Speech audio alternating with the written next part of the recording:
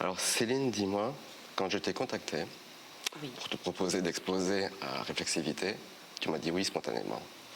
Oui. Pourquoi? Pourquoi? Déjà, en tant que photographe, on est toujours très heureux de pouvoir montrer nos travaux en vrai, en physique. Et ensuite, tu m'as quand même parlé des photographes qui étaient invités également. Ouais. C'est des grands photographes, des personnes que je trouve voilà, fascinantes, des grands travaux. Donc être au milieu de ces personnes-là, ça fait plaisir, c'est un honneur. Donc oui. Et puis on est toujours content, oui, de pouvoir exposer. Ouais. Un festival, c'est des rencontres. C'est important pour un photographe. C'est un tremplin aussi pour de prochains projets peut-être. Je ne sais pas si c'est un tremplin, mais en tout cas, ça permet de faire vivre un travail, ça permet de... Puis nous aussi, tant que c'est dans un ordinateur ou en tirage comme ça qu'on montre un petit peu, c'est pas pareil que de le faire vivre tout d'un coup. Il y a quelque chose aussi qui part et qui laisse l'opportunité d'aller ailleurs encore. On n'est pas coincé avec cette chose. Qu'est-ce qui t'a amené à Athènes? Pourquoi en fait Adi Exodo? Est-ce qu'Adi Exodo était déjà un nom qui était déterminé avant d'arriver à Athènes ou est-ce que tu l'as trouvé plus tard, ultérieurement? Comment ça s'est passé l'histoire? L'histoire. Alors Adi Exodo n'a pas été trouvé avant. Je suis allée à Athènes pour faire un workshop avec Antoine D'Agata. D'accord. J'ai fait ce workshop pour savoir si j'avais quelque chose à faire dans le monde de la photographie réellement, si j'avais la force ou en tout cas le truc qui fait qu'on a une singularité ou pas, qu'on se noie pas dans tout un... Parce que tu viens du cinéma. Je viens du cinéma, exactement. Et voilà, je suis allée faire ce workshop avec Antoine D'Agata et la galerie Void. Et j'avais une idée de projet. Là-bas, il y a eu un fléau d'une drogue qui s'appelle la Sissa et qui a détruit beaucoup de monde et qui détruit encore beaucoup de monde. Et j'avais envie de parler de ce fléau. Et en fait, je me suis confrontée à rien face à ce fléau. Un soir, j'ai eu une nuit très mouvementée. En fait, les workshops, c'est très intense. On travaille le jour, on monte nos photos et la nuit, on travaille. Enfin, j'imagine d'autant plus intense avec Antoine D'Agata. Voilà, c'est comme ça que fonctionne Antoine, en tout cas dans ses workshops. Ouais. Et j'avais passé la nuit entière avec une jeune femme vraiment addicte et en peine. C'est d'ailleurs elle qui m'a écrit ce petit message qui me demande son aide. Et j'ai cru que j'avais des photos. J'ai cru que j'avais quelque chose. On a passé une nuit vraiment terrible. Où après on a eu une course-poursuite avec quelqu'un qui avait vu que j'avais un appareil photo. Donc il nous a sorti un flingue. On a couru pour pas qu'il... Bref, ça a été intense. J'avais pas dormi. J'ai montré mes photos le lendemain à Antoine. Et il m'a dit, il n'y a rien. Et ça m'a détruit parce qu'en fait j'avais trop d'affect sur la nuit que j'avais passée avec cette fille qui m'avait raconté sa vie et qui voilà, et effectivement il n'y avait rien sur mes photos. Aujourd'hui je les vois, je me dis il n'y a rien, je les ai regardées, il n'y a rien. Très clairement on ne voit rien, il n'y a rien, ça raconte rien à part des formes et j'étais très triste ce jour-là. Je me suis dit, il y a eu une petite confrontation. Elle m'a dit mais pourquoi tu es photographe? Qu'est-ce que tu me dis? Et en fait, moi, je venais faire ce workshop pour savoir si je pouvais être photographe. Et ça m'a détruit. Ça m'a détruit, mais pour renaître de mes cendres, évidemment. Et la nuit, donc j'ai arrêté tout. J'ai pleuré longtemps. Et je suis allée sur la place Exarchia, près de là où je vivais. Et en fait... 3 jours avant, j'avais photographié les mains de cette personne là-bas qui fait partie de l'exposition, où il y a écrit sur ses mains je déteste tellement la vie que j'attends la mort. Et puis il barre les jours de tous les jours où il est en Grèce. en pensant qu'il va traverser, parce que pour lui la Grèce c'est pas l'Europe, qu'il peut pas passer de l'autre côté. Ouais. Et cette personne vient me voir, et me voit toute triste, en train de pleurer, elle vient me voir, elle m'offre une bière. Et en fait, on commence à discuter, il me fait rire, et en fait, il m'invite là où ils vivent, dans ce squat, où on est obligé de passer dans un trou, et pour pas que les gens d'Exarchia voient qu'ils vivent dans cet endroit, pour pas qu'on les expulse. Ouais. Et après, j'ai passé le reste du temps avec eux. Et combien de temps tu es restée avec eux? Avec eux, je suis restée 5 jours, et puis je suis revenue 2 ans après. Ah oui. Voilà, 2 ans plus tard, où j'ai vu une transformation aussi de ces gens qui venaient d'arriver et qui sont eux aussi tombés dans la Sissa. D'accord. Et cette jeune fille qui a... Je ne vais pas dire les noms des personnes. Non. Et de cette jeune fille qui était très, très en forme, très belle et qui a... Voilà, et tu as retrouvé 5 ans après? Oui, ils étaient au même endroit.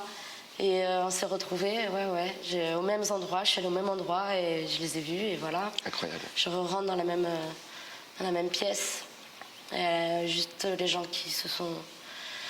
qui ont dépéri. Ouais. Pourquoi y retourner 5 ans après? Tu avais l'impression de ne pas avoir terminé 2 ans après. 2 ans après. Pourquoi? Parce que j'allais dans la démarche. Oui. Et non, j'allais pour préparer aussi un demi-photo d'une autre histoire. Et je me suis dit que c'était l'opportunité de continuer. J'avais pas fini, il me manquait des choses. Et puis, dans la réflexion, quand on revient, il y a d'autres choses qui se passent aussi, de qu'est-ce que tu racontes après en revoyant tes images. L'histoire n'est plus la même. Et il manquait des petits gestes. Voilà.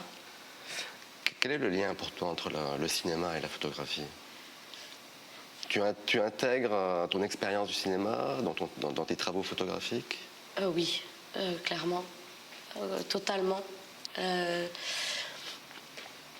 Alors, le lien, j'aime raconter des histoires.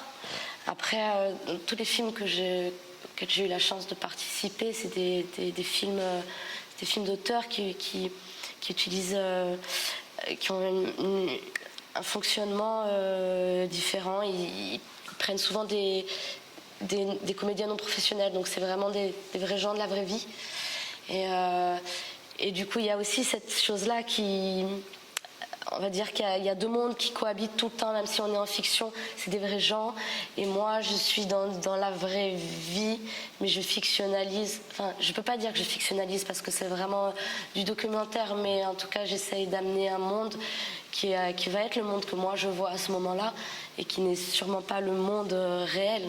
En fait, tu le rends accessible, hein, ce monde que personne ne voit, puisqu'il faut passer par un trou de souris pour y accéder. Ouais. Tu le rends accessible quelque part. Oui, sûrement. Enfin, j'essaye en tout cas de le dévoiler, mais ça reste il y a toujours un entre-deux. Je suis toujours sur une ligne où moi-même je risque de tomber. Et comme toutes les personnes que j'ai pu rencontrer, elles sont sur cette ligne. À un moment donné, soit elles tombent, soit elles arrivent à passer de l'autre côté. Et il y a cette fragilité. Dans la photographie, j'essaye d'avoir cette ligne où on est entre le réel et la fiction. J'aime pas employer le mot fiction, mais il y a quelque chose... La fiction, c'est l'histoire. Oui, voilà. Le réel, on y est bien dans le réel. Après, voilà, eux me racontent des vraies histoires, et elles sont là, et j'essaye de capter en tout cas toute une émotion, en tout cas l'émotion que moi j'ai eue quand on me raconte des histoires et que je passe du temps avec eux, parce qu'à ce moment-là je vis avec eux et je suis l'histoire. Mais c'est ça la question que je me posais aussi. Tu travailles au 35 mm, je crois. Oui. Donc tu es extrêmement proche de tes sujets. Oui. Comment tu fais pour accéder à cette proximité? La proximité, elle est fait que quand tu es là, tu es là. Je ne suis pas en train de demander de prendre des photos, je suis en train de vivre.